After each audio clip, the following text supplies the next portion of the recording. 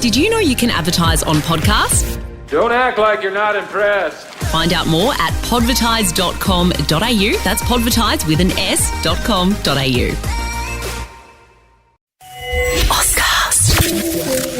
Fortunately for them, their DJ neighbour Matt Burgess couldn't sleep. My nine, Jarrod Walsh, lovely bloke. He's been around for ages. He's lovely. Mate, Jarrod, I love him. He's a great guy. And world tennis number 3, Andy Martin's had to, Andy Murray even. Welcome back to another episode of Best Team Men. I'm Matthew Burgess, joined by Andy Martin and Jarrod Walsh. How are you, boys? Not bad. Is there a long version of Jarrod, or is it just Jarrod? I don't know. What people here on the podcast, proudly presented by Con and Lena at Brighton Trophy Centre, Mind and Movement Physio, Odd Sock Mob, Shifty Lizard. What people don't know is the end product is incredible. The recording process is a real piece of shit when Matty's at home. And what you may have noticed in the last round is that we were having a laugh at Matty's setup. That's because at the moment he sounds like shit in our ears. It will come out great at the end, but he's got this weird setup and it sounds like he's in a tin can. And funnily enough, his camera was in landscape mode when Matty was like lying down at the bottom of the screen when we first started. So we're not operating with like real Ozcast style setup. This is real backyarder stuff, boys. It is. The Ozcast setup will be back next week, though. I can guarantee you that. Oh, that's good. Well, I mean, one thing that I really enjoy about you, Jarrod, is every time that we do Zoom, there's a different sock on your actual mic, like an actual sock. And this one is the closest to a flesh-coloured sock, so near my mouth. It looks like you're talking into a massive dog.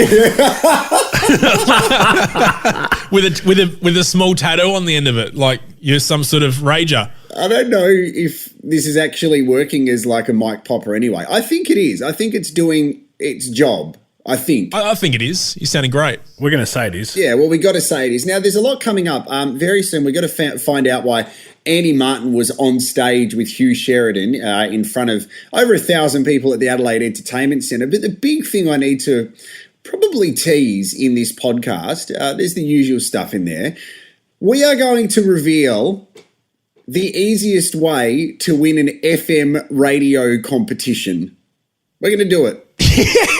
Yes. And there's a story behind this, Andy, which I'll get to a little bit later. I've had some stuff going on, which it's always, I think it's boring, but then you guys make light of it. Probably our most talked about podcast last round. I've had lots of people reflect or send me photos of Enema kits, which is great. I still haven't gone and bought more yet, so I haven't got any news on that front. I've actually had a lot of thoughts over the last week about definitely buying something. Yeah, well, I think we should do it together. Yeah, like I'm actually very interested. We should do it next time we're all in the studio here. Like there are plenty of toilets around the building, so or I can just lay down a tarp, I guess. Is that how you do it? I just went to the butcher then and got cut for dinner a 550-gram Scotch fillet. So tomorrow I may need All right, I'll do a goat curry and we'll see what happens. It's been a couple of minutes and already we are at the point of talking about it. Matty, start us off with your back update, please, mate. It's been a pretty tragic journey over the past couple of weeks. You haven't been able to move. You celebrated because you could walk a metre a few days ago. So what's been happening? Yeah, about that really. Not a whole lot to report. Each day is gradually getting better, about 10% better, and I'm walking a little bit more. And I'm not allowed to drive still until probably Saturday or Sunday. So going a little bit stir crazy in the house. Got my dog to hang out with me. That's about it really. So yeah. Yeah, good update. There's really not a lot to apart from playing you in FIFA. It's a bit harsh to call your wife that though. Kira's a very lovely young lady. Well, the thing is, she's not a very lovely lady, Andy, because we found this out during the week. So Matty and I decided to play some video games, and we were playing FIFA. Now, I gave Matty a bit of an insight. Do you remember a couple of years ago when you're like, yeah, I'm going to play some PlayStation or Xbox, and you play Grand Theft Auto, but then you're like, I'm going to get on FIFA, and I played against you, and I pretty much won like 10-0. Yep, you clean me up every single time. It was hilariously frustrating. Definitely. Well, Matty and I decided to get involved, and we started playing against one another this week, and it was fantastic. And the suggestions have been we should start live streaming. I actually put a poll on our Twitter at Best Team Men saying who should take care of the Twitter, and one of the selections was Andy should play, and that was the most voted thing on there, which was very I might funny. turn into some sort of meme guy where I'm happy to do it. I love being the feature of stupid attention. Yeah.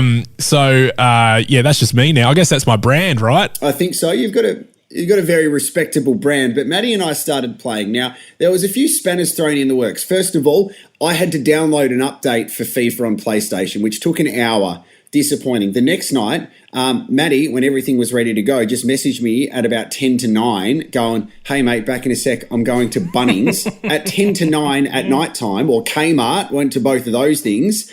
And I thought, why are you at Kmart or Bunnings at this time of night? And then night 3, I had some internet issues. So there's been some ups and downs. Apart from one particular day while we are talking about Matthew's beautiful wife, Kira, she was really interested in learning about FM radio competitions, and I suggested, why are you going to Kmart at 10 to 9 of night time? Now, remember, I'm doing this through the PlayStation microphone, so it basically sounds like, hey, tell Kira, why is she doing that? Yeah. So can you please ask Kira why she's going at 10 to 9? Then you can hear Matty going, oh, yeah, Kira, good goal, by the way. Why are you going at 10 to 9?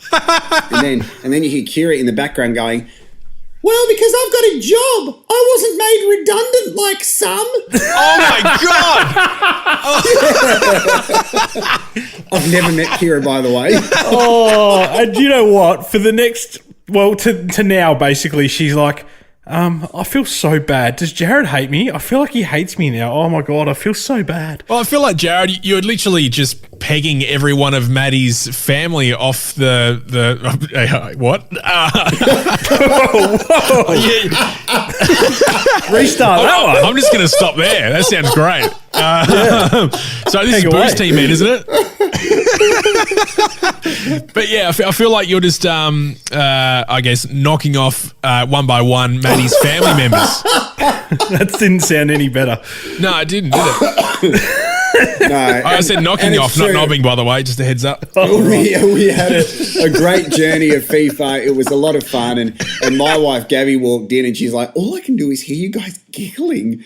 And it was a lot of fun. So we're gonna do that a bit more often. And we're going to get to this FM radio thing in a second. Andy, before that, we did tease something at the end of the last round because there was a photo which went quite viral on our social media, and it was very funny of you with your arm around Hugh Sheridan, and it looks like you guys were having a jolly old time. Can you please talk us through this whole experience? It's pretty much a nightclub story / event story from you. Yeah, well, me and Hugh have got a bit of a history. So for 2 years prior to this particular night, he would come into Nova and record some stuff for The Fringe and for Nova in general when he was in Adelaide with the California Crooners, because it's Hugh Sheridan and the California Crooners. So like these 3 other singers from the US, they're like, one of them is like a Grammy Award winner. The other one is some other dude that's a really good singer. And they do this thing every year at the Fringe. He's got a husky voice as well, doesn't he, Andy? So he would always come into the radio station and you would think he's either blind or hungover or both, or he just has a husky voice. But he actually has a really husky voice. I think he likes to go out. Okay. That's the vibe I got.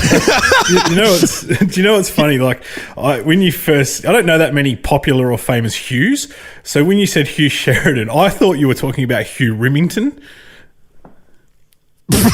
What, the reporter? Guy? Yeah.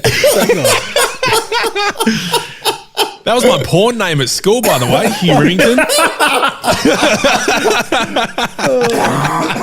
I don't know why I thought of him, but it just made me, when you said Hugh Sheridan, it just made me think of Hugh Rimmington.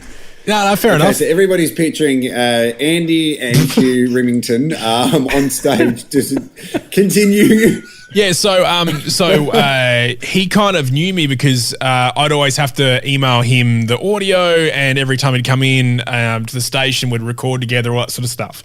So when it came to this particular night, so we at Nova, we sponsored and 5AA sponsored a couple of tables at the Ronald McDonald Gala that happens every year. I'd never been to one before.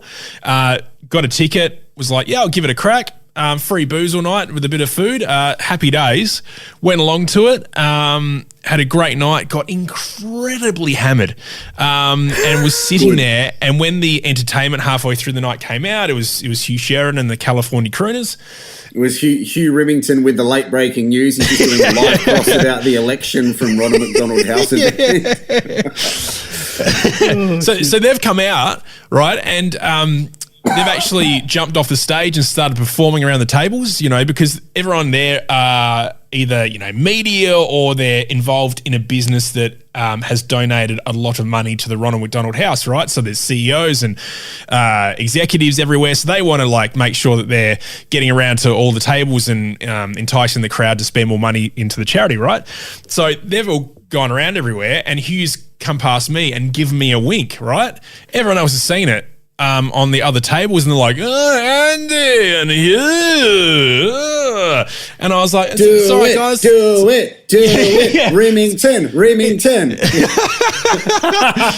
So I took my top off and off we went. And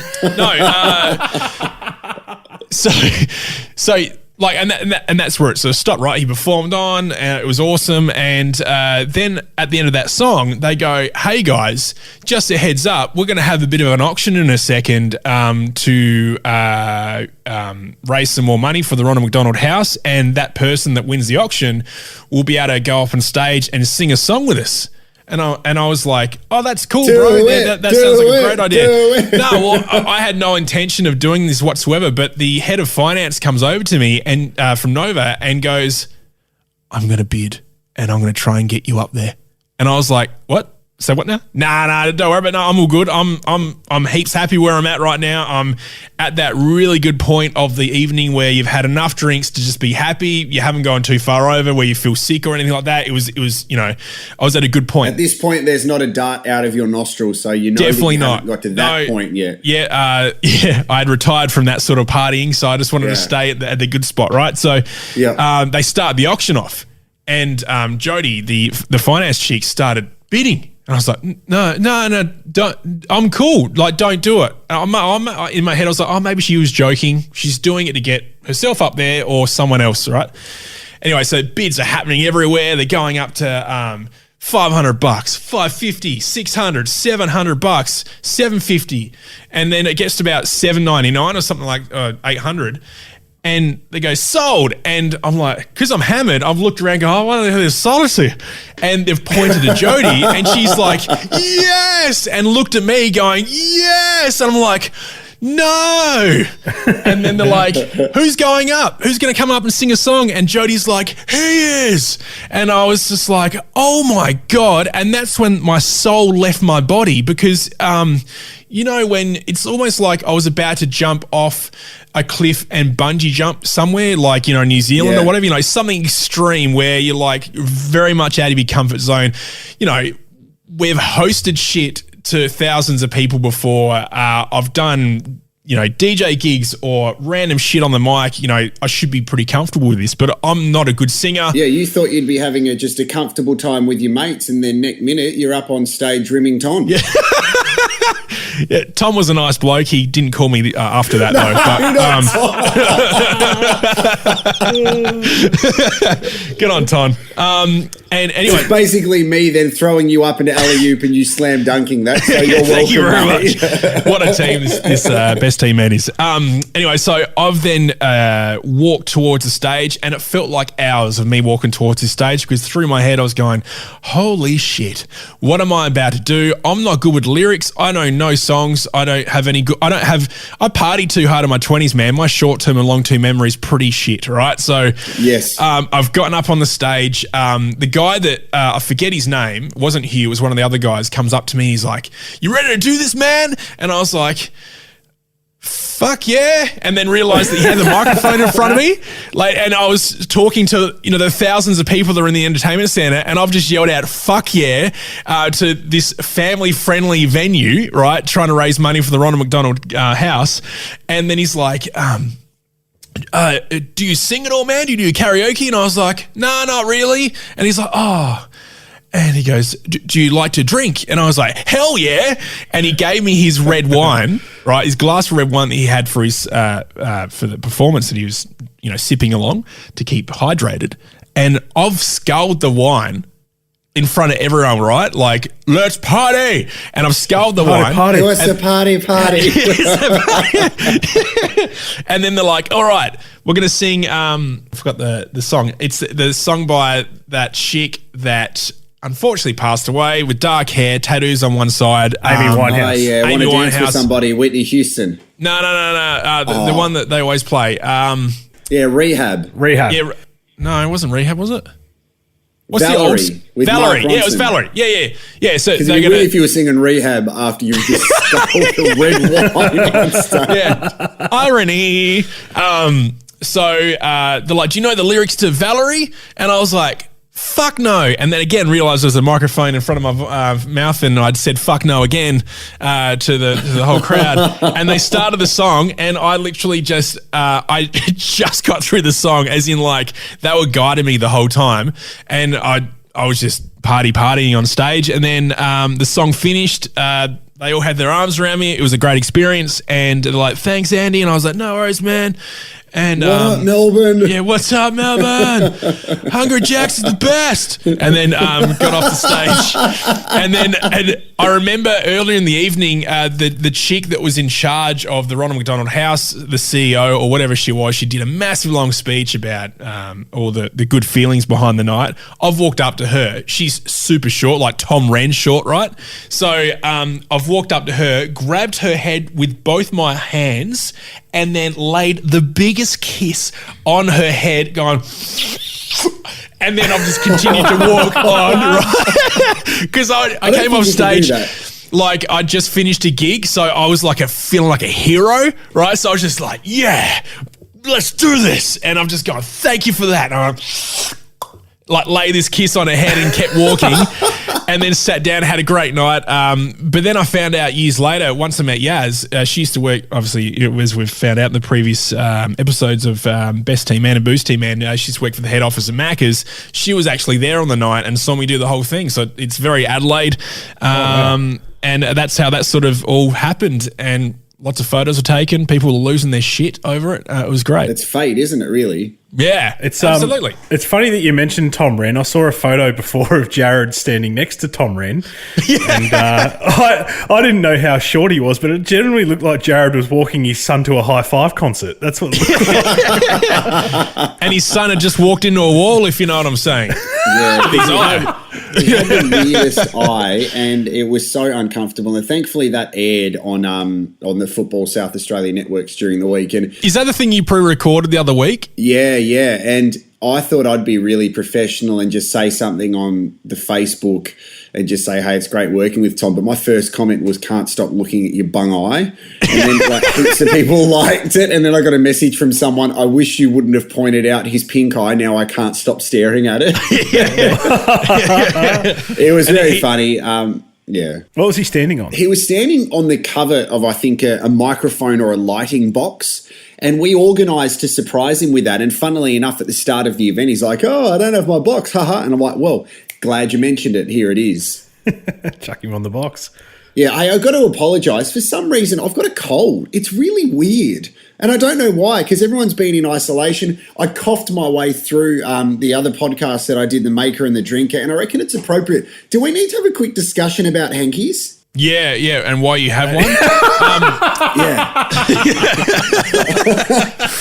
Well, I mean, like, don't get me wrong. I used to have one as a kid. My mum would always give me one when, I had the sniffles or whatever going to primary school. Yeah. But then I sort of like stopped using one and went to other facilities like tissues and such. I reckon there's a little phase in your life where you don't have them, somewhere between the age of like 7 and 65.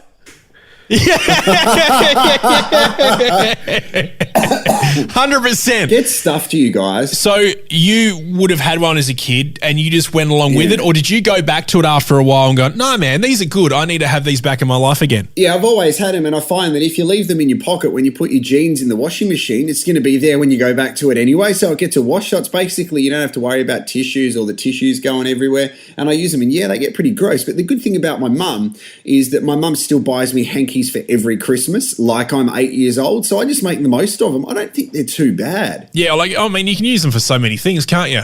Yeah, well, that's very true, and they're a little bit disgusting, and I don't recommend people use them. But apologies about the cold. I actually was a bit nervous because on Saturday I had to MC a wedding. I don't know if you boys have been to a Greek wedding before. It's full on. No, I haven't. I actually DJ'd a Greek and Italian wedding, and that was full on. Yeah, so we went to the Greek Orthodox Church where I understood nothing that was being said. So I was sitting there with my wife. It was one of those things, Andy, and you would know that everyone started laughing at something and we didn't know what was going on. So we had to kind of join the laugh. They were probably laughing at you. Yeah, well, exactly. You do. Now, you've got a great fake laugh, Andy. Can you show us your fake laugh if you're joining in with everybody laughing? Yeah, so anyway, I'm going to jump in here and just join the conversation for a bit too. Greek stuff. So and what we found out that everyone was laughing at your hanky? The best man of the group. No, not the hanky. I did have one that day, you bastard. The best man, his name was Apostoli, and he didn't really understand the Greek that the priest was talking about. So the priest said to him in Greek, are you looking for love tonight? You know, are you single, ready to meet some people? It's like, yeah, I am.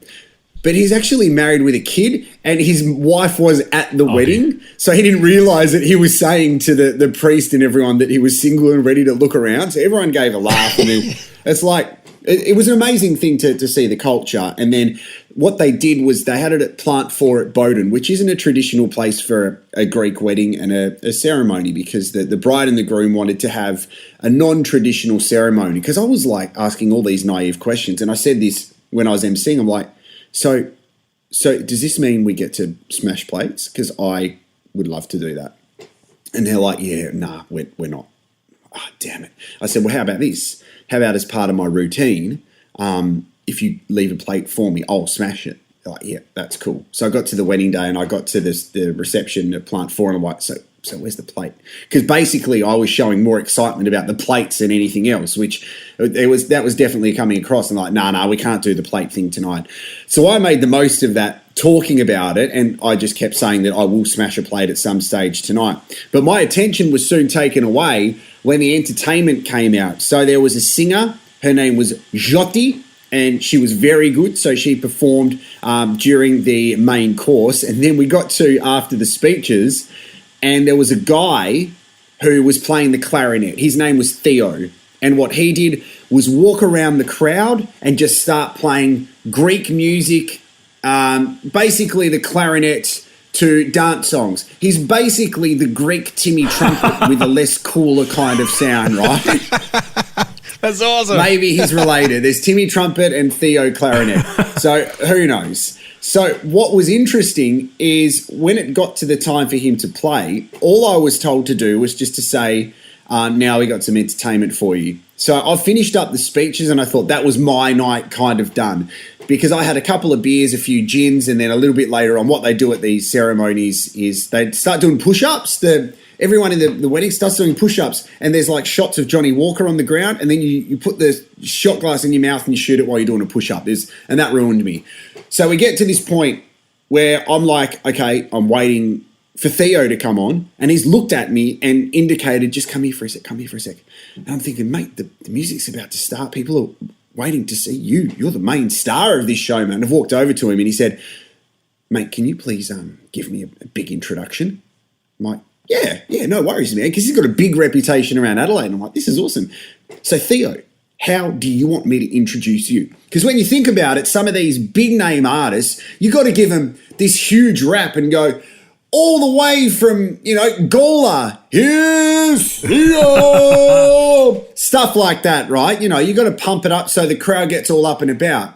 So I'm expecting Theo, with his huge reputation, a great following, he's going to liven up the place a little bit more, and I'm expecting him to give me this huge intro. So after he said, "Can you introduce him?" and I'm like, "Yeah, I'd love to, Theo. What would you like to be called?" He's like, "Can you just say, please just say to the crowd, ladies and gentlemen, here is Theo, the clarinet player." And I said, "Sorry?" He's like, yeah. "Can you just say he's Theo, the clarinet player?" I'm like, "All right." So I'll grab the mic. So the mic has taken about 10 seconds to turn on, and I'm mid-sentence because the receiver hasn't kicked in. So all you hear is a bit of Theo, the clarinet player. And then he started. And then at the end, again, same thing, because I think I'd had a couple of Peronis in between his incredible performance. It was, "Edelman, can you please thank Theo, the clarinet player?" It was so weird. And that's his brand, but he's very good at what he does. He's got a great reputation. If you need Theo, the clarinet player, for the wedding, it was cool. I like going to those weddings where everything's a little bit different, where you learn about cultures, you can see some similarities. And I didn't do too bad. It was okay. I didn't have a testy pop or anything like that. I actually ran into a guy I went to school with 17 years ago or 19 years ago, and we started talking as adults. Do you find when you run into some of your schoolmates, it's a really weird time because some of them were assholes to you, but then they come and talk to you like nothing has ever happened at school? Yeah, well, I haven't really kept in touch with anyone from school. And I was at Popey's son's first birthday the other week, and I roll in there, and I'm like, "Hey, are you Mick?" He's like, "Yeah." "I went to school with you, right?" And he's like, "Yeah." And yeah, I did. Yeah. And then we had this weird conversation because we hadn't seen each other since 2001. And it is the most bizarre, because I only knew him as like, "Hey, you going? Yeah, I'm a growing man." That sort of thing. And now he's like a bloke with a full-time job and a family and stuff. And it's the weirdest experience. And you forget the time passes, don't you? So you're like, yeah, 2001. It feels like yesterday. Far out, man. How good was Kathy Freeman's run last year? How did you prepare for the Millennium Bug? I mean, how did you recover from that? And you're like, no, 19 years has passed, mate. Gee, how are those towers? They came down quick, didn't they?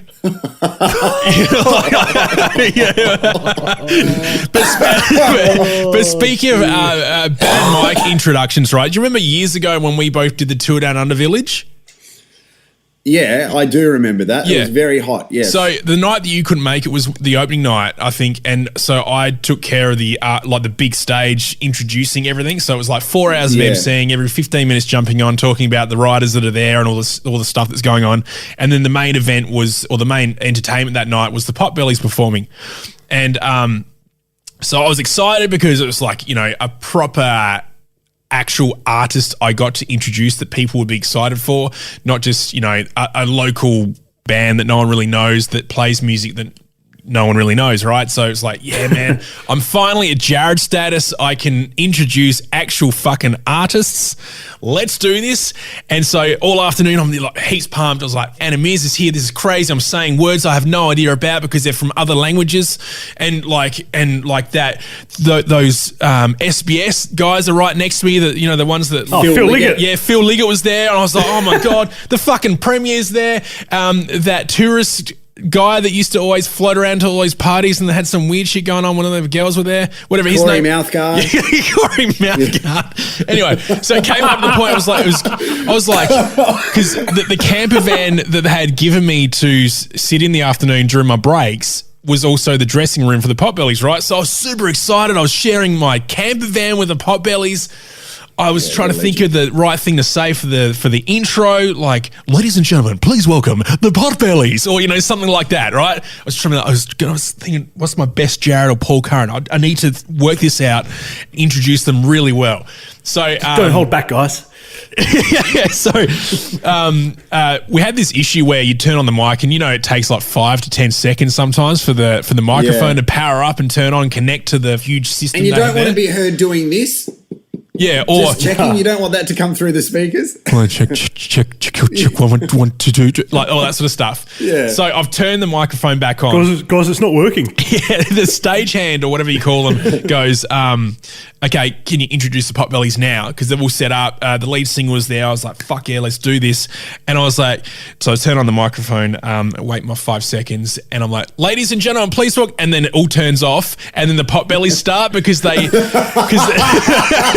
because the sound guys in the tent, like 500 meters away or however long it was at the back of, behind the 2,000 people who were there, has just like pulled me down and because he was like, he's not talking, we need to start the band up straight away. So that's pretty much what happened.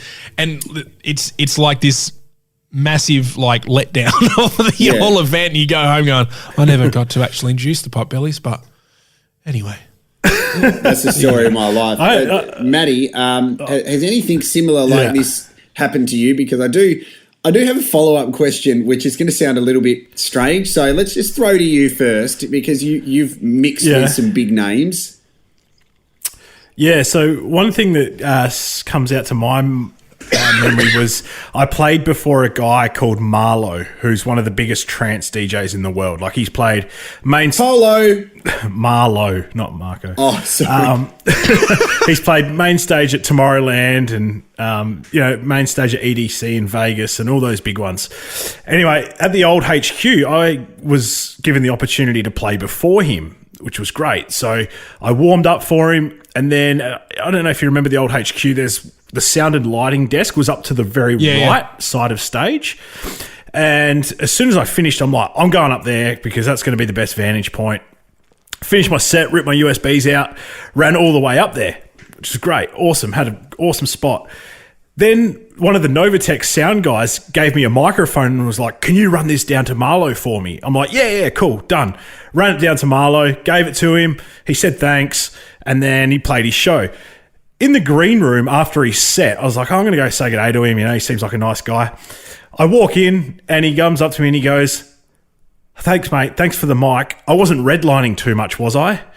He thought I was a sound tech.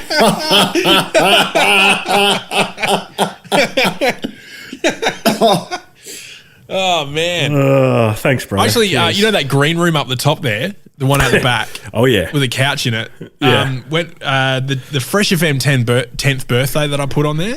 So that was like my first big event, right? So it would have been like, say, 30 DJs or whatever we had to organise, and all the sound and lighting, and there was a fashion parade and all that sort of shit. And because I was the organiser, right, I had to stay there all night.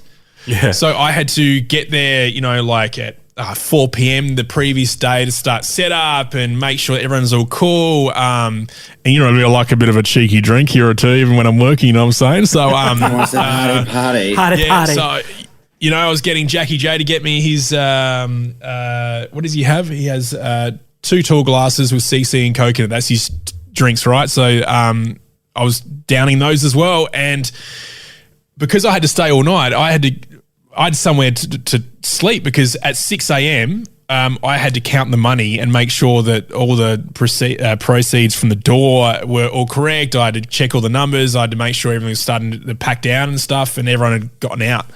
So I was hammered. So I passed out at like 2 a.m. and then slept through the Hard House set upstairs in that room. Oh, wow. Like Ben Ford was playing hardcore from 4:30 till 5:30 or 6 o'clock or something. And it was like,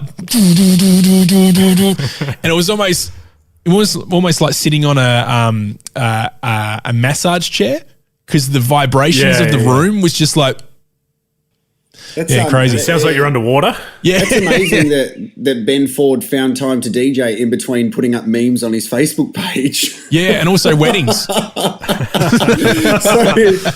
we're going to talk about this radio competitions thing in a second. 2 things very quickly. Port Pirates lost their elimination final on the weekend, so we're not going to go see the Port Pirates because they're not playing anymore. They lost. It was an upset in the elimination final to Adelaide Uni. Bad luck to the boys, but we know that we are going to be on board next season. We're not going to be looking for a new team to jump on board. We are definitely along and we are side by side, so to speak, in your Collingwood talk there, Matty, with the Port Pirates. Their junior trials are on the 18th of November at 6 o'clock in Taparoo if you are keen. Before the radio stuff, and you need to give us a bit of a backstory on how we got to this, Matty, I need to ask you guys, do you believe at any stage of your life you have accidentally hit on a person of the same sex? Yeah. Oh, I mean, no.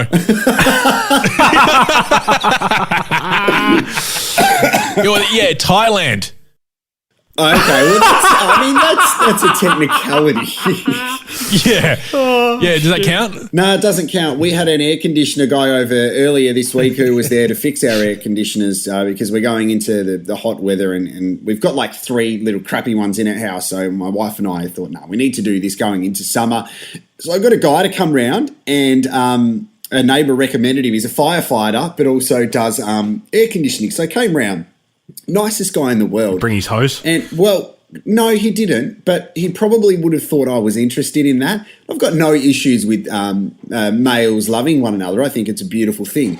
But I'm married to a woman, so he would have found this really uncomfortable when we were in the kitchen and I pretty much just said to him when we were just having a chat about life and he was cleaning the filters, and I said, hey, so do you play sport?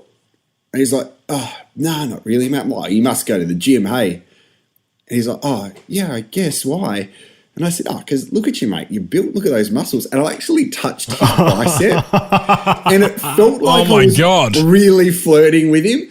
And then he was like, oh, yeah, I just do a bit of weights and stuff. And I'm like, oh, yeah, look at me, mate. Like, I'm old and bald and I can't grow any muscles. You are, mate. You're incredible. And I was saying it in the way that I'm saying it to you guys now. And I think I made it awkward because it was the fastest air conditioning service I have ever seen. He was like, yeah, I reckon I'm done, mate. Out of here. And I think I hit on him. And the aircons still don't work, do they? No, they don't work at all. But I tell you what, he's a great kisser. And no, he's he's a beautiful looking man and a nice guy as well. It was a little bit of a unique experience. I think I'm too honest though. That's what I find. Do you guys reckon I'm too honest with that stuff? Yeah, you're not backwards in coming forward, are you? Yeah, you're open. You're open for business. What does that even mean? You're open in your opinions, and it doesn't matter. Well, they're not that controversial, though. No, I mean you didn't him, did you?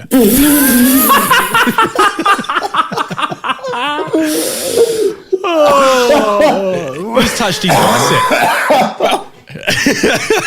I think what would be great is the fact that you've beeped out that word and people are going, I wonder what he said.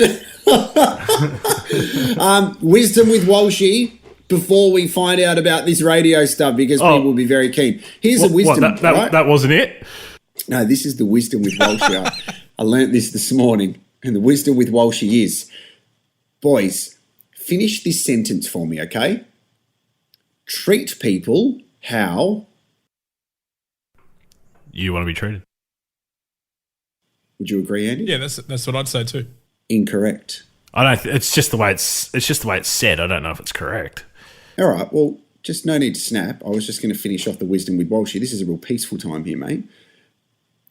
The correct way is saying, treat people how they want to be treated.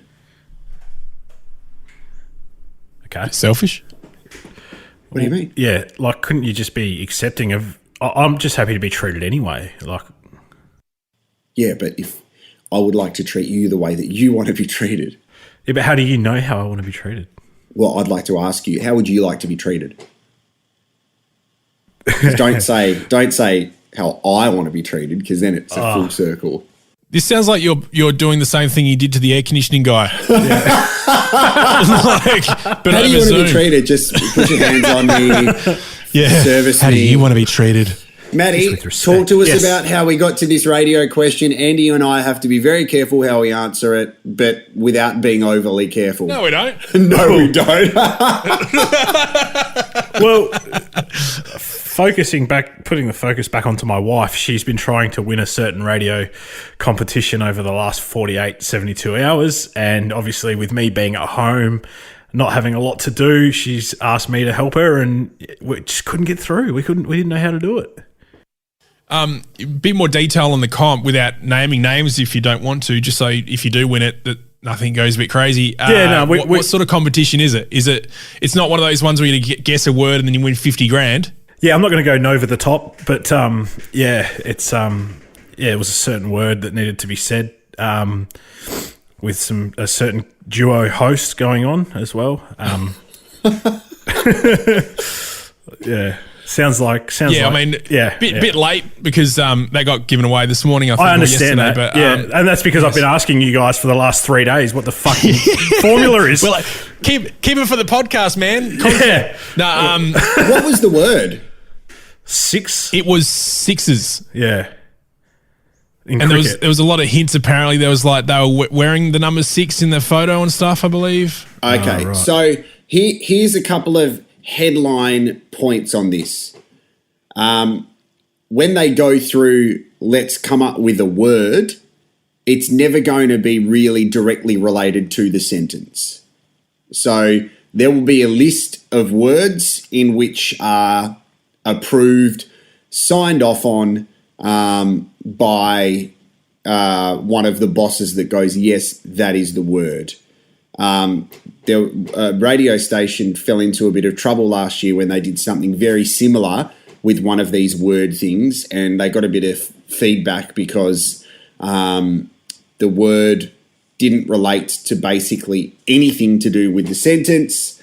It was a bit of a controversial thing, but there's a lot of meanings that go into this. So the other two things are, when a radio station says, this is guaranteed to go off on Friday. Dave Hughes.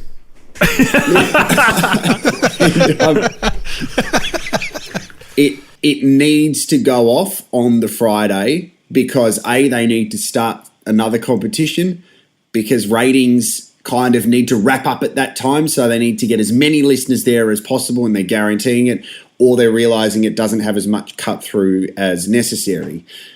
This is the big one, and I'll probably say this in 2 parts.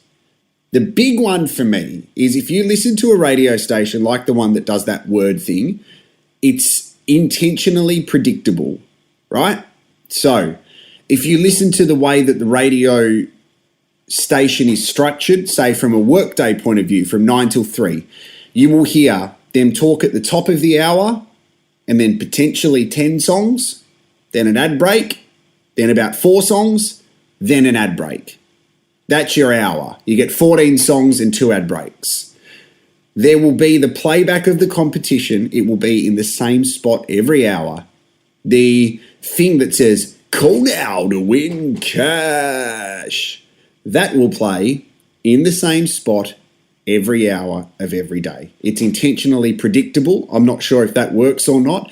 And then the little caveat and the side note is, if you are calling from a phone that probably hasn't rung the radio station before, I would assume you have more chance of getting your call picked up. Yeah, so if you've got a private number, go find a phone with a number that hasn't called the radio station before. That's a big one.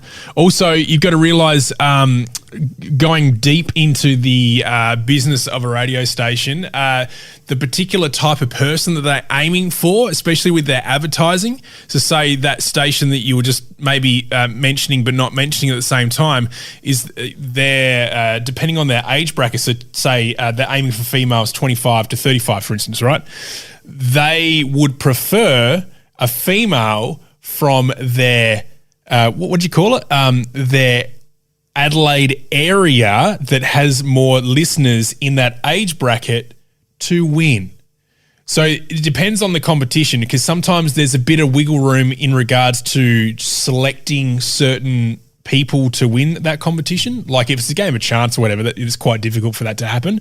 But if it's a prizing where you have to, say, provide a story and details of where you are, and then the competition gets drawn at a later date, emotion, if you're in the age bracket of the people that they're looking for, if you're bright and chirpy, if you're a person, if you're good radio talent. If you're good, because they need to promote the shit out of that post giveaway, and if you're good talent, they are going to absolutely ream that because they need that for the client that's paid for the cash, or if it's not paid, they need to just bring up the station to make more people listen to their station to get more money in, right? So one random bit of information that we could use, but it might not make any sense or make any reasoning for me to say this. When they say they got 50 grand to give away, that's insured. It's usually not even that money's actually in their bank account, if you know what I mean. So it's an insurance company. It depends on the comp. So when they say, we've got $100,000 to win, they've paid 10 grand for that because an insurance company in the UK has, what do you call it? Like game of chance. Back them. Your game of chance. Game of skill or something. Yeah. It's crazy. Like the whole back workings of that sort of stuff is insane. But to win radio comps, it depends on the comp, depends on the station. Usually it's emotion based if you're in their age bracket and everything that Jarrod said.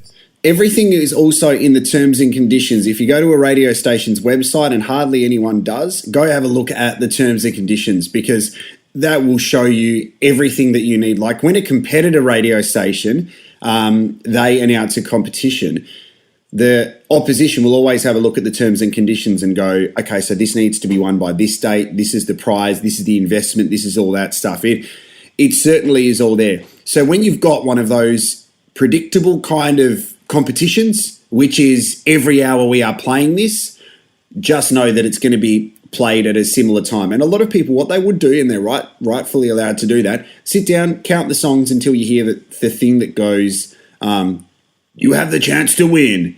And that will be the same time every day. Count the songs. If it's 4 songs in, 5 songs in, then what they do, as soon as that airs, the person will wait for a little bit, wait for the calls to light up, take the call, record it, and then play it back later on. And this is always the feedback that we gave. Now I've just opened it up. But like being so predictable is like to not be that. But if you do your research and R&D or whatever, so like Jarrod said, listen to whenever the call now thing is. Generally, if you have an ad break, it'll be a song, then there'll be the call now thing, then there'll be like 2 or 3 songs after that for the announcer to get ready to record you and cut you up, so to speak, and make sure that you're sounding great for when it airs just before the end of the hour. So there you go. Yeah, and if they think that the competition is the thing that's going to drive the audience to the radio station, so if it's, I think listeners are smart now, man. It needs to be winnable. It needs to be achievable. My thing was always, you have a look at people in Adelaide and you go, people in Adelaide froth over Royal Show tickets. This is what they save up for every year. I would much rather give away Royal Show tickets every hour on the hour than giving someone the chance to win $50,000 because you got guaranteed winners and it's that instant win. So we always were going, no, let's focus on that smaller stuff. And then you think if you've got someone saying call now to win whatever it is at 20 minutes to 1, then the playback's at 1 o'clock.